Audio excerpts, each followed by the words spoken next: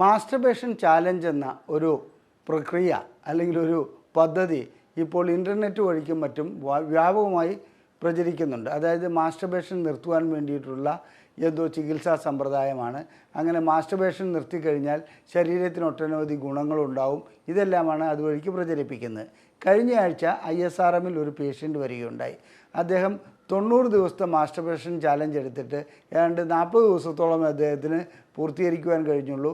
41ാമത്തെ ദിവസം അദ്ദേഹത്തിന് സ്വയംഭോഗം ചെയ്യേണ്ടി വന്നു. ഇതിൻ്റെ കുറ്റബോധം കൊണ്ട് മാത്രമല്ല വന്നിരിക്കുന്നത്, അദ്ദേഹത്തിന് ശീഘ്രസ്ഖലനം ഭാവിയിൽ ഉണ്ടാകാതിരിക്കുവാൻ വേണ്ടി ഈ ഏതെങ്കിലും രൂപത്തിൽ ഈ മാസ്റ്റർബേഷൻ ചാലഞ്ച് തുടരുവാൻ സാധിക്കുമോ, അതിനുള്ള മരുന്നുകൾ എന്തെങ്കിലും ഉണ്ടോ എന്നുള്ളതാണ് ഇദ്ദേഹം ചോദിക്കുന്നത്. വാസ്തവത്തിൽ എന്താണ് സ്വയംഭോഗം? സ്വയംഭോഗം കൊണ്ട് ഈ ശരീരത്തിന് വല്ല ദോഷവും ഉണ്ടാകുന്നുണ്ടോ? ലൈംഗികമായി വല്ല തകരാറുകളും ഉണ്ടാകുന്നുണ്ടോ? എന്താണ് ഇതിൻ്റെ യഥാർത്ഥ പ്രശ്നം? നാം ധരിച്ചു വച്ചിരിക്കുന്നത് എന്താണ്? ഇത്തരം ധാരണകളെക്കുറിച്ചും തെറ്റിദ്ധാരണകളെക്കുറിച്ചും ഞാൻ ഇന്ന് നിങ്ങളോട് വിശദമായി ചർച്ച ചെയ്യാം. മാസ്റ്റർബേഷൻ ചാലഞ്ച് എന്ന ഒരു പ്രക്രിയ അല്ലെങ്കിൽ ഒരു പദ്ധതി ഇപ്പോൾ ഇൻ്റർനെറ്റ് വഴിക്കും മറ്റും വ്യാപകമായി പ്രചരിക്കുന്നുണ്ട്. അതായത് മാസ്റ്റർബേഷൻ നിർത്തുവാൻ വേണ്ടിയിട്ടുള്ള എന്തോ ചികിത്സാ സമ്പ്രദായമാണ്. അങ്ങനെ മാസ്റ്റർബേഷൻ നിർത്തിക്കഴിഞ്ഞാൽ ശരീരത്തിന് ഒട്ടനവധി ഗുണങ്ങളുണ്ടാവും. ഇതെല്ലാമാണ് അതുവഴിക്ക് പ്രചരിപ്പിക്കുന്നത്. കഴിഞ്ഞ ആഴ്ച ISRMൽ ഒരു പേഷ്യൻ്റ് വരികയുണ്ടായി. അദ്ദേഹം 90 ദിവസത്തെ മാസ്റ്റർബേഷൻ ചാലഞ്ച് എടുത്തിട്ട് ഏതാണ്ട് 40 ദിവസത്തോളം അദ്ദേഹത്തിന് പൂർത്തീകരിക്കുവാൻ കഴിഞ്ഞുള്ളൂ. 41ാമത്തെ ദിവസം അദ്ദേഹത്തിന് സ്വയംഭോഗം ചെയ്യേണ്ടി വന്നു. ഇതിൻ്റെ കുറ്റബോധം കൊണ്ട് മാത്രമല്ല വന്നിരിക്കുന്നത്, അദ്ദേഹത്തിന് ശീഘ്രസ്ഖലനം ഭാവിയിൽ ഉണ്ടാകാതിരിക്കുവാൻ വേണ്ടി ഈ ഏതെങ്കിലും രൂപത്തിൽ ഈ മാസ്റ്റർബേഷൻ ചാലഞ്ച് തുടരുവാൻ സാധിക്കുമോ, അതിനുള്ള മരുന്നുകൾ എന്തെങ്കിലും ഉണ്ടോ എന്നുള്ളതാണ് ഇദ്ദേഹം ചോദിക്കുന്നത്. വാസ്തവത്തിൽ എന്താണ് സ്വയംഭോഗം? സ്വയംഭോഗം കൊണ്ട് ഈ ശരീരത്തിന് വല്ല ദോഷവും ഉണ്ടാകുന്നുണ്ടോ? ലൈംഗികമായി വല്ല തകരാറുകളും ഉണ്ടാകുന്നുണ്ടോ? എന്താണ് ഇതിൻ്റെ യഥാർത്ഥ പ്രശ്നം? നാം ധരിച്ചു വച്ചിരിക്കുന്നത് എന്താണ്? ഇത്തരം ധാരണകളെക്കുറിച്ചും തെറ്റിദ്ധാരണകളെക്കുറിച്ചും ഞാൻ ഇന്ന് നിങ്ങളോട് വിശദമായി ചർച്ച ചെയ്യാം. ഞാൻ ഡോക്ടർ അജയൻ വർഗീസ്, കുന്നമംഗലം പന്തിരിപ്പാടത്തുള്ള institute of sexual and reproductive medicine എന്ന സ്ഥാപനത്തിൻ്റെ ഡയറക്ടറാണ്. International association of sexual medicine practitioners modern medicine എന്ന അസോസിയേഷൻ്റെ അഖിലേന്ത്യാ ചെയർമാനുമാണ്. സ്വയംഭോഗം ഒരു സ്വാഭാവിക പ്രക്രിയ മാത്രമാണ്. അതല്ലാതെ അതൊരു പാപമോ അല്ലെങ്കിൽ കുറ്റമോ അല്ലെങ്കിൽ ശിക്ഷ അർഹിക്കുന്ന ഒന്നോ അല്ല. എന്നാൽ നമ്മുടെ കാലാകാലമായുള്ള ധാരണകളിൽ സ്വയംഭോഗം ചെയ്യുകയാണെങ്കിൽ ആരോഗ്യത്തിന് തകരാറുണ്ടാകുമെന്നും അതുപോലെ തന്നെ ഇതുകൊണ്ട് മറ്റ് ദോഷഫലങ്ങൾ ഉണ്ടാകുമെന്നൊക്കെയാണ് ധരിച്ചു വച്ചിരിക്കുന്നത്. ഇത് കാലാകാലമായി നാം ഇങ്ങനെ തലമുറ കൈമാറി കൊണ്ടുവരുന്നുവെന്ന് മാത്രം. ഏറ്റവും പ്രധാനപ്പെട്ട കാര്യം, സ്വയംഭോഗം ചെയ്യുകയാണെങ്കിൽ ലൈംഗിക ശേഷി കുറയും, അതുപോലെ തന്നെ ശീഘ്രസ്ഖലനം ഉണ്ടാകും, ഒരു ഭാര്യയെ തൃപ്തിപ്പെടുത്താൻ കഴിയില്ല എന്നൊക്കെയുള്ള ധാരണകളാണ്. ഒരടിസ്ഥാനവുമില്ലാത്ത വസ്തുതയാണ് ഈ സ്വയംഭോഗത്തെക്കുറിച്ച് അങ്ങനെയുള്ളത്. അതുകൂടാതെ മറ്റൊന്ന് എന്താണെന്ന് വെച്ചാൽ മുടി നരയ്ക്കും, അതുപോലെ തന്നെ ഇത് വരും, മാനസികമായ തകരാറുകൾ വരും. ഓരോ തുള്ളി ശുക്ലം നഷ്ടപ്പെടുമ്പോഴും ശരീരം ക്ഷീണിച്ച് മറ്റ് അവയവങ്ങൾക്ക് തകരാറുണ്ടാകും. ഇത്തരം ധാരണകളാണ്. സത്യം പറയട്ടെ, സ്വയംഭോഗം കൊണ്ട് ശരീരത്തിന് ഗുണമല്ലാതെ ദോഷമൊന്നും ഉണ്ടാകുകയില്ല.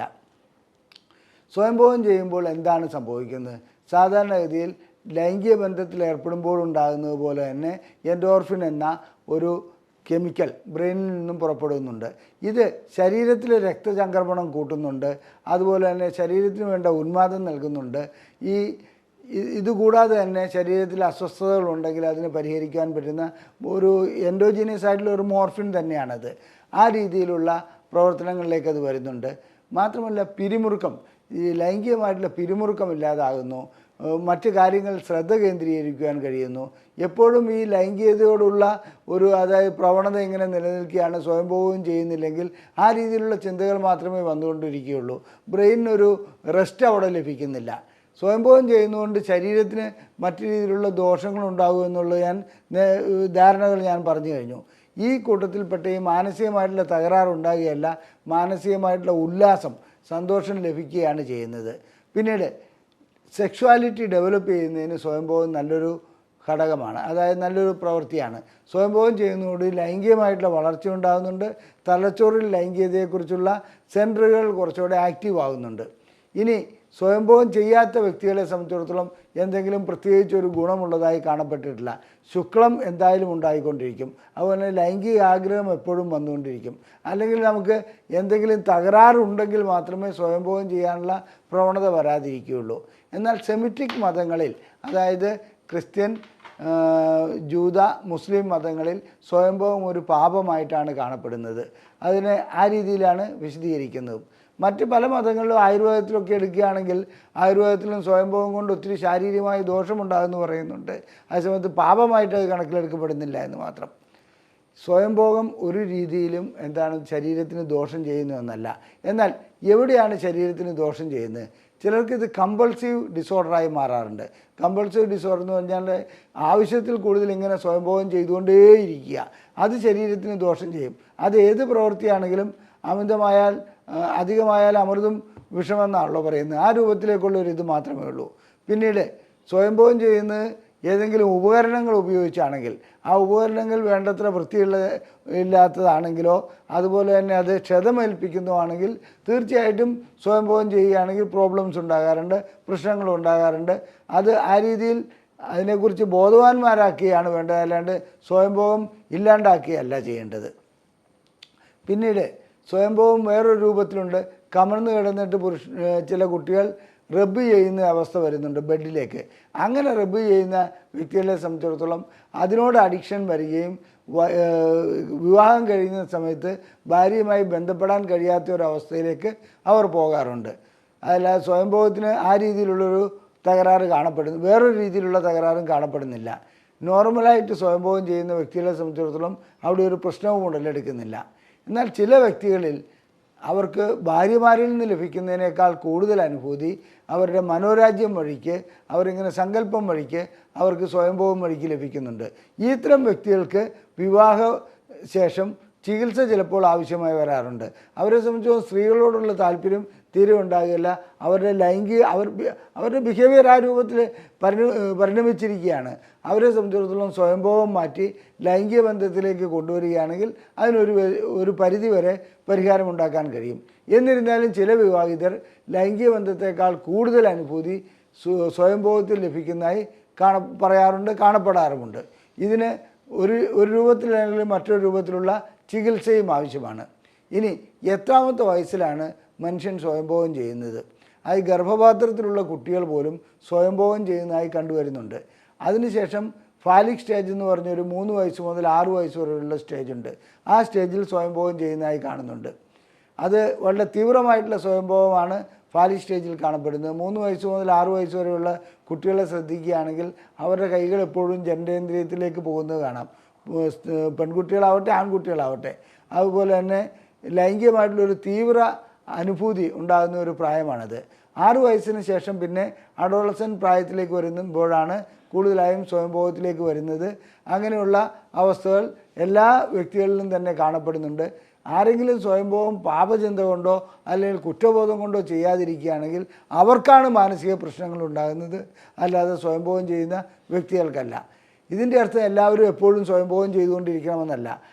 ലൈംഗികതയെ നിയന്ത്രിക്കാൻ കഴിയുന്നു എന്നുണ്ടെങ്കിൽ, അതിനെ കൺട്രോൾ ചെയ്യാൻ കഴിയുന്നു എന്നുണ്ടെങ്കിൽ സ്വയംഭോഗം ഇല്ലാതെ കഴിയുമോ എന്നുള്ളൊരു ചോദ്യമുണ്ട്.